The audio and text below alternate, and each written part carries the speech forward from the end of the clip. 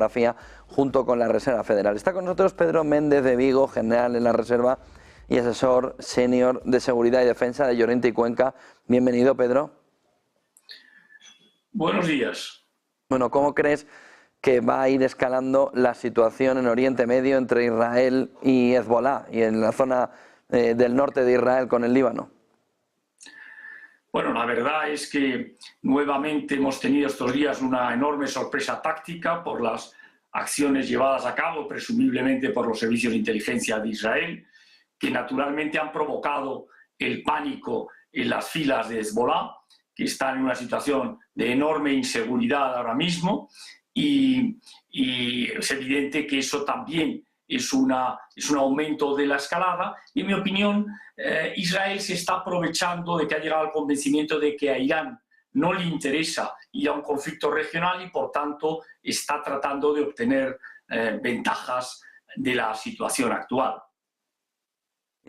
A partir de ahí, un elemento fundamental: la ONU debería intervenir en un entorno donde las reglas de la guerra se están rompiendo claramente. Bueno, Naciones Unidas, por desgracia, desde hace mucho tiempo está en una situación muy delicada porque no es capaz de intervenir. No es capaz de intervenir porque el Consejo de Seguridad de Naciones Unidas, que es el responsable de la seguridad, tiene una estructura nacida de la Segunda Guerra Mundial que no es apta para el siglo XXI y, por tanto, Naciones Unidas está prácticamente desaparecida y esto sin duda es una desgracia.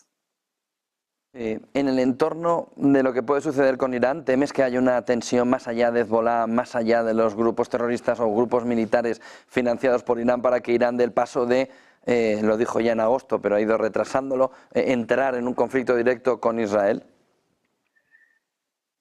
Parece que no va a ser así. Es decir, yo creo que a Irán no le interesa. Además, ahora es evidente que habrá una respuesta a estas acciones, como digo, presumiblemente los servicios de inteligencia israelíes, habrá una respuesta y habrá actos de venganza, pero el ir a un enfrentamiento directo con Israel yo creo que no le interesa. Ha tenido ocasiones sobradas para hacerlo, no lo ha querido hacer hasta ahora, yo creo que no, creo y espero que no va a hacerlo en los próximos meses.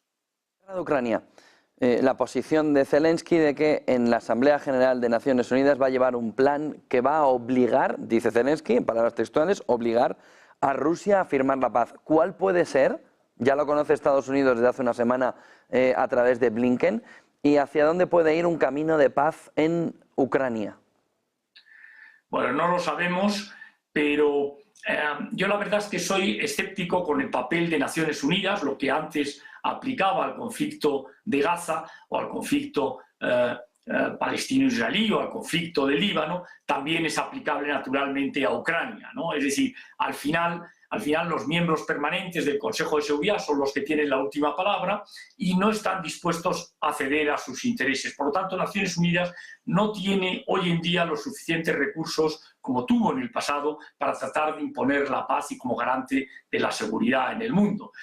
No sé, sabemos cuál es exactamente el plan de Zelensky, pero a mí me parece que todavía las negociaciones están muy lejos. Por desgracia también, tanto Rusia está muy lejos de haber alcanzado los objetivos que pretendía y tampoco Ucrania. También Ucrania está muy lejos de recuperar los territorios perdidos tras la invasión rusa.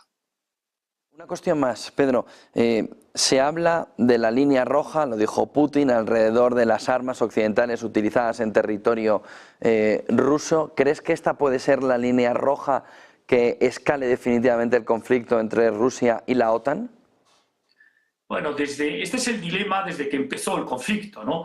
Desde que comenzó la invasión rusa a Ucrania, pues Occidente y Estados Unidos muy particularmente siempre han tenido dos objetivos simultáneos que había que combinar. Por una parte, que Rusia no tuviera éxito en su agresión, pero por otra, y también muy importante, que el conflicto no escalara. Y por tanto, Estados Unidos y los países de la alianza que están ayudando hasta ahora a Ucrania, han sido cautos a la hora de modular ese apoyo, precisamente para evitar la escalada. Y hay que decir que en esto hemos tenido éxito porque la escalada no se ha producido. No se ha producido en una escalada digamos, en un plano horizontal que afectara a otros países, que podían ser Moldavia, que podían ser los Bálticos, que podía ser incluso Polonia, lo cual naturalmente nos llevaba a un escenario mucho más peligroso, y tampoco se ha producido una escalada vertical donde Rusia se viera tentada de emplear armas nucleares. Esto tampoco ha producido, y en mi opinión ha sido porque se ha modulado ese apoyo. Ese apoyo tampoco puede ser tan cicatero que impida a Ucrania defenderse. Y ese es el dilema en el que nos encontramos ahora, con Putin naturalmente lanzando advertencias, pero Ucrania, Zelensky también, solicitando el que se le autorice a poder llevar acciones militares para equilibrar de alguna forma el conflicto. Solo una cuestión más. ¿Europa ha conseguido avanzar en este cambio de mundo que hemos tenido desde el inicio de la guerra de Ucrania? ¿Se está preparando lo suficiente en cuanto a ejército, en cuanto a defensa, para poder hacer frente a posibles amenazas en un futuro? ¿O estamos debatiendo sin llegar a bajar al terreno? Bueno, yo creo que en Europa nos hemos dado cuenta que realmente debemos de acabar con el paradigma que nos ha llevado a una situación de éxito en los últimos 50 años, de depender del paraguas de seguridad norteamericano. Esto no va a ser así en el futuro, y ya desde hace tiempo se habla de esa autonomía estratégica y se habla de una mayor independencia de Europa en los temas de seguridad y defensa. Yo creo que estamos en la buena dirección. Ahora hay que ponerse a ello, y no basta con tener la voluntad política, sino además hay que dedicar los recursos para ello. Yo creo que se está en ello, pero el trayecto no está libre de obstáculos y será largo. Muchísimas gracias por toda esa fotografía, Pedro Méndez de Vigo. Buen día, buen negocio. Muchas gracias a Negocios TV. Gracias.